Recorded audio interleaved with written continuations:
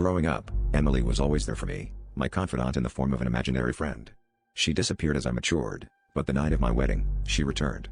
As I stood at the altar, nervously waiting to say I do, a cold breeze swept through the aisle, carrying Emily's familiar whisper.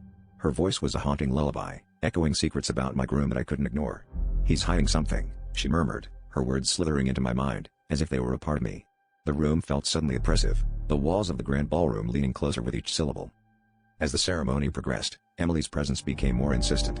Each time I glanced at my groom, her voice would rise above the celebratory chatter, revealing fragments of a dark past that he'd meticulously concealed.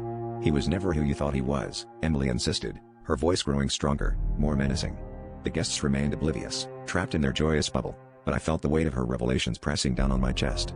My heart pounded in my ears, drowning out the officiant's words, as the room seemed to spin around me. Desperate for clarity, I locked eyes with my groom, searching for any sign of deception. His smile appeared genuine, but Emily's words gnawed at the edges of my sanity. "Remember the lake," she whispered cryptically. Flashes of a forgotten summer surfaced, images of a secluded cabin by a lake, a boy with familiar eyes.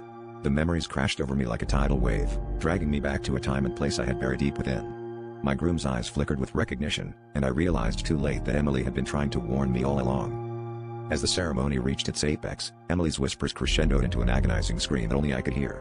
"Run," she pleaded. The room seemed to close in around me, the air thick with tension. In that moment, I understood the truth in Emily's message. My groom, the man I thought I knew, was the boy who had drowned my childhood friend by the lake. The world came crashing down, the weight of her secret too heavy to bear. As I turned to flee, the guests' smiles twisted into grotesque masks of confusion, and I knew I could never escape the shadows of the past, or the haunting presence of Emily's final warning.